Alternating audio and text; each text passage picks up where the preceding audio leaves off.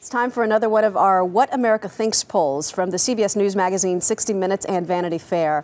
Here with the questions and results are Carlin from CBSNews.com and Michael Hogan, executive online editor for Vanity Fair. The dynamic duo is back. Welcome back, guys. Thank you. Hey, I like these questions today. Let's start with the first one, Michael. You said, which of the following elite athletes is the next top role model? Who were the choices? Well, yeah, now that Tiger Woods has had this kind of epic fall from grace, there's sort of an opening. So we said, how about Derek Jeter, Danica Patrick of NASCAR, Peyton Manning of the Colts, Venus Williams, a tennis star, Shaun White, who's going to be at the Olympics in Vancouver, and Roger Federer, the tennis ace. Or there was another option. Sports stars should not be role models, right? That's right, yes. Or none of these, none of the above. I'm going to guess because the whole Tiger Woods thing and all the steroids controversies, maybe they went with that last option.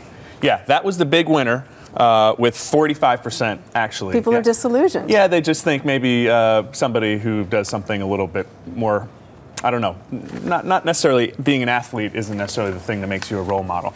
But 23% said Peyton Manning. So, that was going to be my second choice. Yeah, and with the Super Bowl coming. Yeah, he's out there calling audibles, you know, coaching the team from the field, so I can understand that one. All right, now what was the next question? Okay, you're 1 for 1 so far. The next question was about becoming a new employee. What is the most important quality when looking for a new employee? Obviously, in this recession, with so many Americans unemployed, there's some interest in this. The options are experience, intelligence, hard work, honesty, or personality.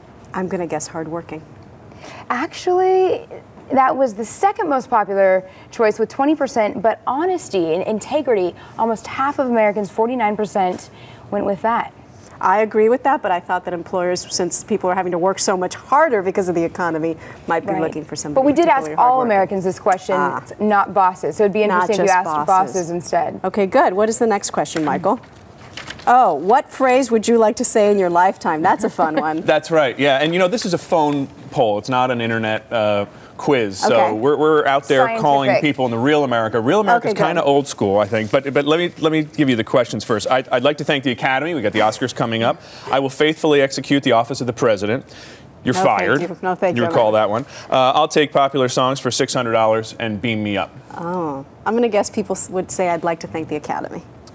Beam Me Up actually won with 26%, and then 25% said I'll take popular songs for $600. So look, the one I guessed is last. Nobody wants to thank the Academy for nothing. Yeah, right after you're fired. So you're right, though, especially with the scrutiny that the president goes through and the stress of that job. No one wants that job right now. Not surprising. All right, the next one.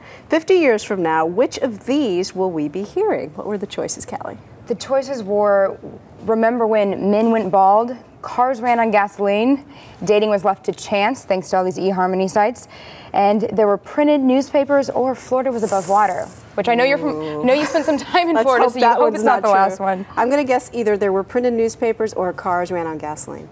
Again, you are right on with that one, Maggie. More than half of Americans think that we'll be saying, remember when newspapers were printed. And especially with the e-books and the iPad, we're on our way to that.